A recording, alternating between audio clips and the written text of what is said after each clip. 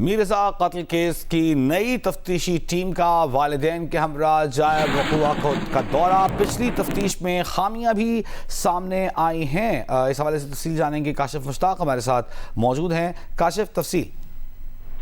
بالکل وجی، کسی بھی واقعے کے بعد فوری طور پر جیو فینسنگ کروانا ضروری ہوتی ہے، لیکن جو پرانی ٹیم ہے اس کی یہ خامی بھی سامنے آ گئی ہے کہ جیو فینسنگ نہیں کروائی گئی تھی۔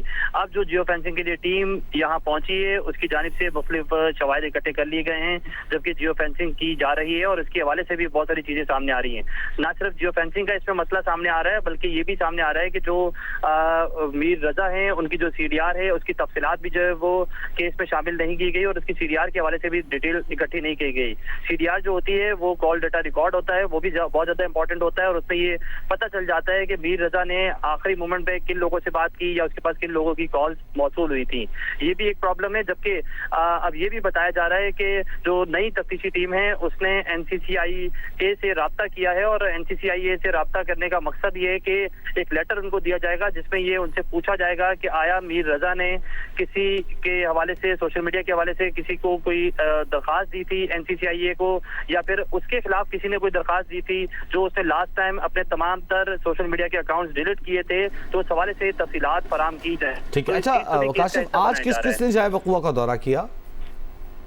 بالکل، آج جو تفتیشی ٹیم تھی اس میں سے جو 3 رکنی بورڈ کے ممبر تھے انہوں نے دورہ کیا ہے، جبکہ ڈی آئی جی عامر فاروقی جو اس ٹیم کے سربراہ ہیں وہ شامل نہیں تھے، جبکہ جو سیکنڈ ممبر ہیں S S P R R F Ali Raza وہ سربراہی کر رہے تھے، اور ان کی جانب سے دورہ کیا گیا، اور اس موقع پر فیملی بھی موجود تھی، اور ساتھ ساتھ جو اس کیس کے وکیل ہیں وہ بھی موجود تھے۔ ان کی جانب سے تمام تر چیزوں کی نشاندہی کی گئی، نہ صرف اس اسپاٹ کی نشاندہی کی گئی بلکہ اس کی سراؤنڈنگ میں 500 میٹر کا جو ایریا ہے اس میں جو چیزیں موجود ہیں، جس میں ایک مشکوک گیسٹ ہاؤس بھی ہے اور دیگر چیزیں بھی ہیں، تو ان کی نشاندہی بھی کی گئی اور پولیس نے وہاں کا وزٹ بھی کیا۔ بہت شکریہ کاشف۔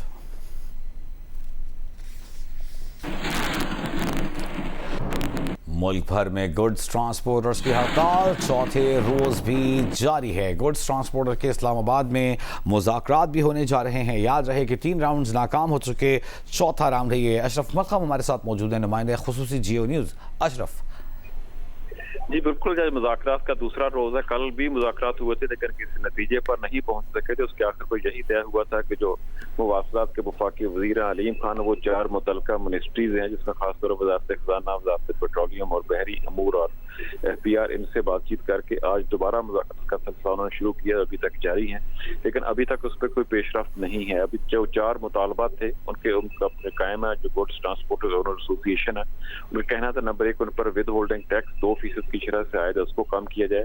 اس پر ایکسل لوڈ کی جو مینجمنٹ ہے اس پہ بہت بلیک میلنگ ہوتی ہے، جرمانے کیے جاتے ہیں ٹرانسپورٹ پولیس کی طرف سے، اس کو کم کیا جائے۔ تیسرا جو موٹر ویز اور ہائی ویز پر جرمانے اور ٹول ٹیکس تھا اس کو کم کیا جائے۔ ایک چوتھا مطالبہ ان کا یہ بھی تھا کہ جو پیٹرولیم مصنوعات کی قیمتیں روزانہ کی بنیاد پر طے ہوتی ہیں اس کو ہم کیلکولیٹ نہیں کر پاتے، جس کے نتیجے میں نقصان ہوتا ہے ٹرانسپورٹرز کا۔ اور ایک اور چھوٹا سا مطالبہ تھا ان کا کہ بحری امور وزارت کے مجھ سے متعلقہ ہے کہ ہمیں پورٹ قاسم پر جو پارکنگ کے لیے جگہ دی جائے۔ ان 4 مطالبات پہ کس حد تک عمل ہوتا ہے آج اس اجلاس میں طے ہوگا۔ ابھی مذاکرات جاری ہیں، ابھی تک اس پہ کوئی رزلٹ سامنے نہیں آیا جی، لیکن ٹرانسپورٹر سے میری جو صدر ہے ان کے اویس چودھری، ان سے میری بات ہوئی تھی، ان کا کہنا تھا کہ جب تک ہمارے مطالبات نہیں مانے جاتے ہم ہڑتال کی کال واپس نہیں دیں گے۔ جی بہت شکریہ آپ کا۔ اشرف ملخم، نمائندہ خصوصی جیو نیوز ہمارے ساتھ موجود تھے، ہمیں بتا رہے تھے کہ ملک بھر میں گڈز ٹرانسپورٹرز کی ہڑتال چوتھے روز بھی جاری ہے۔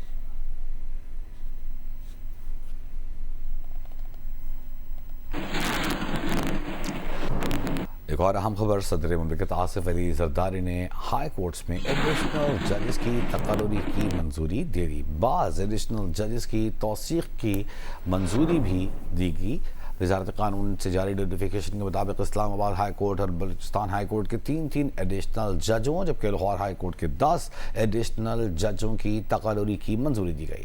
سندھ ہائی کورٹ کے ایڈیشنل جج جسٹس خالد حسین شہانی کی مدت ملازمت میں 6 ماہ کی توسیع کی منظوری بھی دی گئی۔ نوٹیفیکیشن کے بعد اسلام آباد ہائی کورٹ کے ایڈیشنل ججز جسٹس ایاز شوکت، جسٹس عمیر مجید ملک اور جسٹس شارق ارجمن نے حلف اٹھا لیا۔ چیف جسٹس اسلام آباد ہائی کورٹ جسٹس سرفراز ٹوگر نے ان سے حلف لیا. گزشتہ روز اسلام آباد ہائی کورٹ میں اس حوالے سے درخواست دائر کی گئی تھی, جس کے بعد نوٹسز جاری کیے گئے تھے وزارت قانون کو اور اس حوالے سے جواب طلب کیا گیا تھا. آج صدر مملکت آصف علی زرداری کی جانب سے ان تقرریوں کی منظوری دے دی گئی ہے. اس وقت آپ کے لیے چلیں گے اسلام آباد. وزیر اطلاعات عطا اللہ تارڑ پریس کانفرنس کر رہے ہیں. کا وتیرہ بن چکا ہے کہ تشدد کی سیاست کرنا, اسلحے سے لیس ہو کے آنا, اور آج جو سیکیورٹی اہلکار پر فائرنگ کی گئی اس کا کوئی جواز نہیں تھا. اور میں کل دیکھ رہا تھا جو یہ لانگ مارچ کی بھی کال دی جا رہی ہے, ان کے تمام تر احتجاج وہ آن ریکارڈ ہیں کہ یہ ہمیشہ اسلحے سے لیس ہو کے آئے. انہوں نے سیکیورٹی اہلکاروں پر فائرنگ کی, انہوں نے ان کو شہید بھی کیا, اور آپ نے دیکھا تھا پچھلی دفعہ کہ پولیس والوں کو, رینجرز کو انہوں نے شہید کیا. تو یہ پرامن احتجاج میں بلیو ہی نہیں کرتے, اور آج ان کے مذموم مقاصد اور عزائم پوری قوم نے دیکھ لیے ہیں کہ اس طرح مسلح ہو کے راولپنڈی مال روڈ پہ سیکیورٹی اہلکار پر دن دہاڑے سرے عام فائرنگ کرنا, تو یہ ان کا نظریہ ہے. یہ تشدد میں, یہ اس طرح کی واقعات میں یہ بلیو کرتے ہیں, اور پی ٹی آئی نے ہمیشہ تشدد کی سیاست کی ہے, اور ان کا کوئی ایک احتجاج بھی پرامن آج تک نہیں ہوا. تو یہ میں سمجھتا ہوں کہ جس طریقے سے آج یہ کیا گیا ہے, بہت ساری چیزیں دنیا کے سامنے آ گئی ہیں جس میں پی ٹی آئی کا جھنڈا اس سے برآمد ہوا اور دیگر دستاویزات برآمد ہوئے. تو یہ بات تو روز روشن کی طرح آیا ہے کہ کسی بھی احتجاج کے پیچھے ان کا مقصد صرف ایک ہے, ملک میں انارکی پھیلانا اور ملک کے اندر جو لا اینڈ آرڈر کی سچویشن ہے اس کو خراب کرنا, امن امان کو تباہ کرنا. جب بھی پاکستان کو اللہ تعالیٰ کو عزت دیتا ہے بین الاقوامی سطح پہ, جیسے آپ نے دیکھا کہ اللہ تعالیٰ کے فضل سے ابھی جو مکہ دفاعی معاہدہ عمل میں آیا, اور اس میں وزیر اعظم شہباز شریف صاحب, فیلڈ مارشل سید عاصم منیر کی بڑی کاوشیں ہیں, ان کی پوری ٹیم کی بڑی کاوشیں ہیں. اس کے ساتھ ہی انہوں نے لانگ مارچ کا اعلان کر دیا. پاکستان جیسے جیسے اوپر جائے گا, ترقی کرے گا, پاکستان کو عزت ملے گی, یہ پی ٹی آئی کو بات ہضم نہیں ہوتی, اور یہ ہر اس موقع پہ احتجاج کا اعلان کرتے. اس سے پہلے بھی کوئی باہر کا سربراہ, کسی اور ملک کا صدر, وزیر اعظم پاکستان آ رہا ہو, اس موقع پہ احتجاج ہوگا. تو یہ جو آج واقعہ ہوا ہے فائرنگ کا, میں سمجھتا ہوں کہ اس نے سب کی آنکھیں کھول دی ہیں, اور یہ بات اب ثابت ہو چکی ہے کہ پی ٹی آئی کے ہر احتجاج کے پیچھے وہ ایک مضموم مقصد ہے کہ ہم نے اسلحے سے لیس آنا ہے, ہم نے فائرنگ کرنی ہے, ہم نے لاشیں گرانی ہیں, امن امان کو تباہ کرنا ہے, اور ملک کو نقصان پہنچانا ہے. یہ آج پوری دنیا نے دیکھ لیا ہے, اور یہ پاکستان انشاءاللہ ترقی کرتا رہے گا.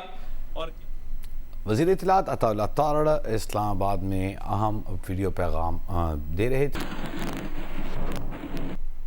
ریپبلکن رکن کانگریس نینسی میس نے مسلمان امریکی نمائندوں کو, منتخب نمائندوں کو ٹروجن ہارس قرار دے دیا.